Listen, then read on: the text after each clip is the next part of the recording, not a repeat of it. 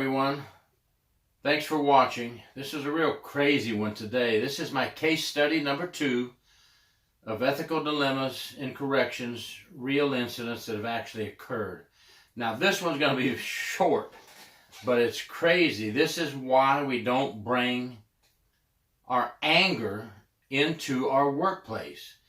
Now I'm going to give you the paragraph synopsis of what happened, what discipline was given to the officer. This is battery on a fellow officer, okay? This is how it happened. Let's jump right into it. The respondent resigned from the Department of Corrections subsequent to an internal investigation which sustained the charges of violence, fighting, and conduct unbecoming.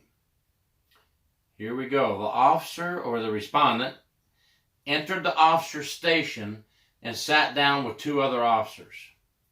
Suddenly, the respondent stood up, approached the female officer, and picked her up by the shirt collar. And according to the female victim's incident report, the respondent then pushed her back towards the bathroom, causing her head to strike a filing cabinet.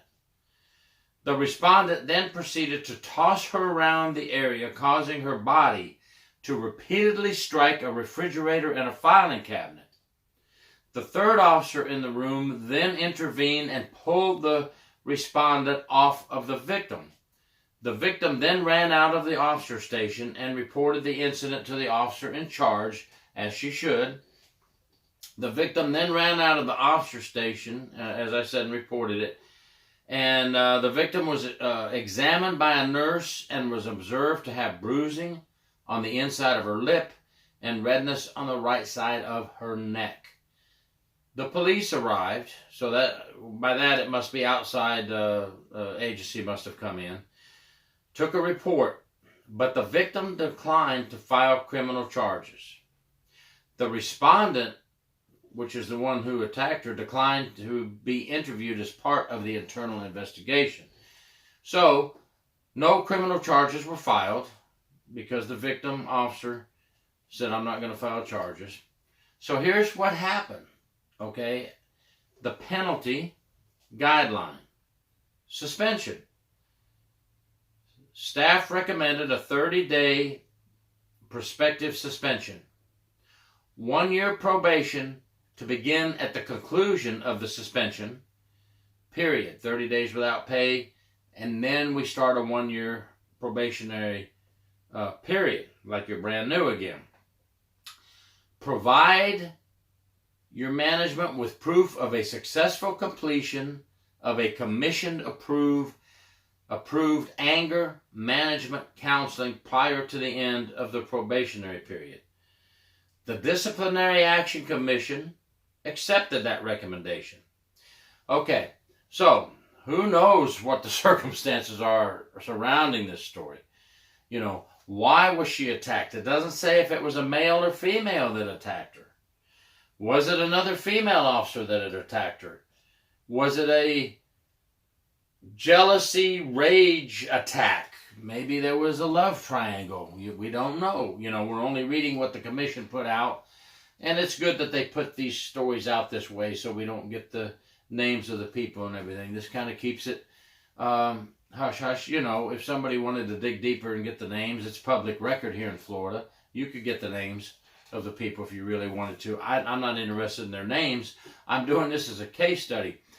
Now, is that enough? Yeah. If she did not want to file criminal charges, there might be some underlying circumstances as to why she was attacked. Not that it's right. Keep your anger at home. Why do this, you know, on duty? Why do it at all? Why not just talk to the person or do it verbally? This is you wear a uniform.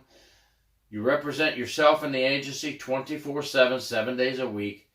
You know, this is like schoolyard stuff. Stop this silliness, folks.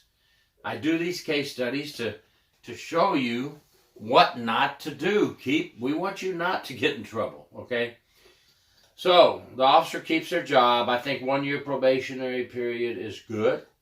And I definitely think that anger management counseling is warranted and much needed in this case. So this is my second case scenario that I've given you with a dilemma in corrections, and both of them so far, the officers have luckily been able to keep their jobs. Now, let's reverse this just a little bit. If the victim said, I want to press criminal charges, then the police probably would have walked that officer out in handcuffs. And the state attorney would review this for criminal charges, battery of a fellow officer. Come on, folks, stop playing these silly games. For those of you that do, we know that the vast majority don't play these silly games, but stop doing these things on duty. That's the purpose of me putting this out here. And I'm going to continue to do some case studies as we go along with real life events that really occurred. And I will keep it in this manner. Nobody knows the name. Some of these disciplinary action commission reports do say the name of the agency. This one doesn't. They kept this one quiet. But now I want your feedback. What do you think the officer should have gotten for discipline? Do you think they should have been arrested? Do you think it was the police officer's discretion to arrest or not arrest?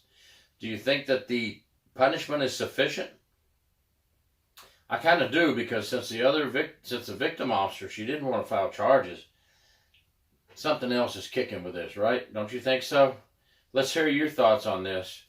This is my Ethical Dilemmas in Corrections, case study number 2. Tell us what you think, and please subscribe. Gary York, True Prison Stories. Thank you for watching.